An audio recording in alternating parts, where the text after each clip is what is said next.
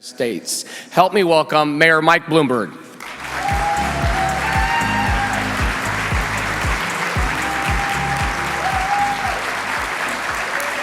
Thank you. Good morning, everyone, and happy Tuesday. I just hope this Tuesday is a little more super than last week's was, but that's okay. Even though our campaign didn't win, I was honored to be endorsed by so many mayors and local leaders, including the mayor of Washington. I just want to say thank you to everybody here. So Muriel Bowser is the great mayor of Washington. She's really turned this city around, and it meant a lot to me to have support of so many of the local people, because municipal government is about problem solving and bringing people together and getting things done.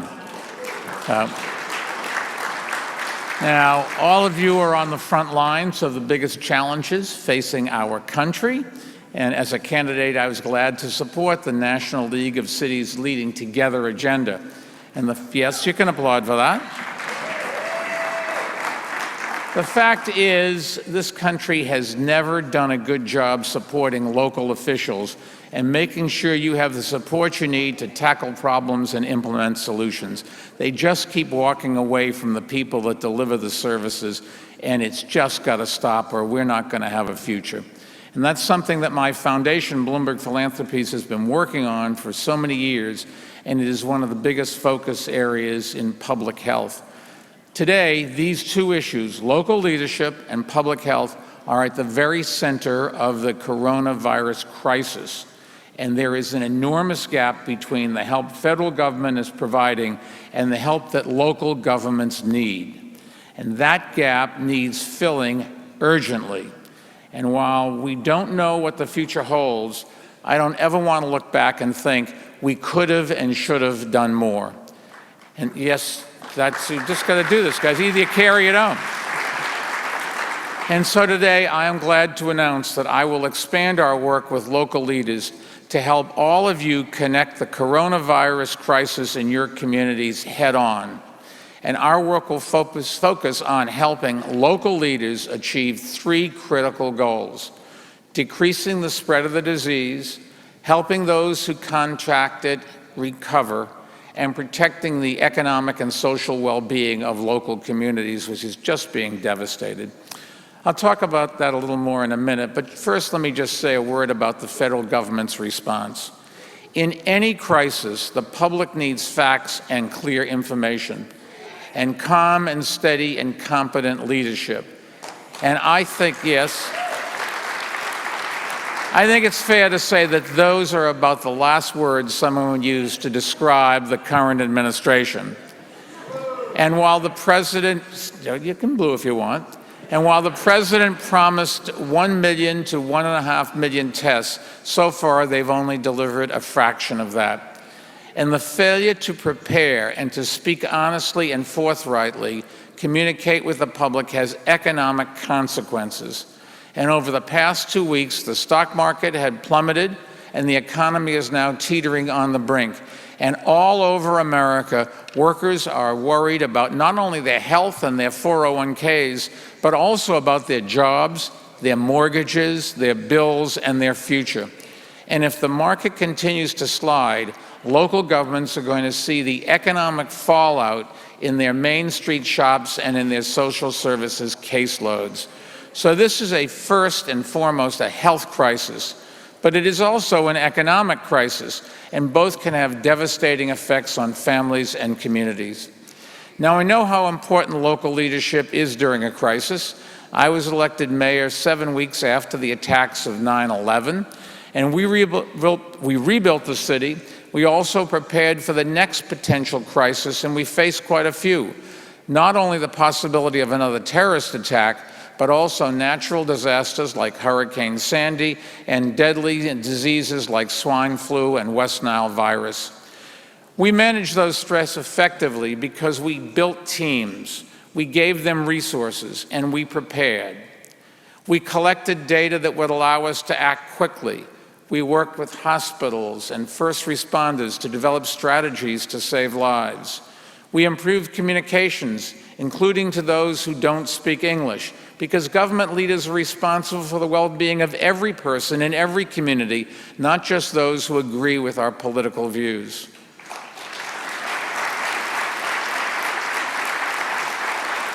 Public health has always been a passion of mine, and I've been involved in public health issues since I was chairman of the board of Johns Hopkins back in the 1990s. And over the years, I've been a big supporter of their School of Public Health, which is the best in the world, and I'm not saying that just because it's called the Bloomberg School of Public Health, although that had something to do with it. When I was mayor, I had the chance to adopt public health policies that helped by increasing life expectancy in New York by 3 years. So if you want to live more, just move to New York, and you will live 3 years longer on average. After I left office, I was proud to become an ambassador for the World Health Organization, where we spread best practices globally and created the Partnership for Healthy Cities. Close to home, our foundation created the American Health Initiative, a $300 million program to reverse the decline in U.S. life expectancy. And at about the same time, we created the Bloomberg Harvard City Leadership Initiative to help mayors develop the leadership and management skills they need to achieve their most important goals. Right now, goal number one for every local office is protecting people from the coronavirus. So today we are announcing a new effort called the Coronavirus Local Response Initiative. It will be an unprecedented collaboration between the Bloomberg Harvard City Leadership Initiative and the Hopkins Bloomberg School of Public Health to address both the health and economic challenges America is now facing. It will bring together some of the best minds at Harvard's Kennedy School of Government and its business school, and it will pair them with some of the best public health minds at Johns Hopkins. And together we will ramp up a major new effort to empower local leaders. And we're going to open up a new program for every local government in America. A top priority for the program will be to learn from experiences of mayors who have been on the front lines. And I'm glad to say that Seattle Mayor Jenny Durkan has agreed to share her insights in dealing with the early stages of the crisis, which will be invaluable to local leaders. To be clear, our program is designed to supplement, not replace the information coming out of the federal government. It will be designed to take information coming from the CDC and NIH and help provide guidance to mayors and local leaders on the big challenges they face. That includes managing medical facilities, handling quarantines if necessary, deciding how to handle large public gatherings, and supporting people who are ill who have to stay at home because they're exposed to the virus or because their workplace or school is closed. Because make no mistake about it, there are going to be many difficult decisions to make, and acting fast right now, we may be able to prevent or delay thousands or tens of thousands of infections in the coming weeks and months. The new program will also offer guidance on crisis communication and public education programs. And this guidance will happen in real time as conditions change and as local leaders' roles evolve. Again, our goals are to help mayors prevent the spread of the virus, help those who contract it recover, and protect the social and economic well-being of communities. All of those are critically important to our country.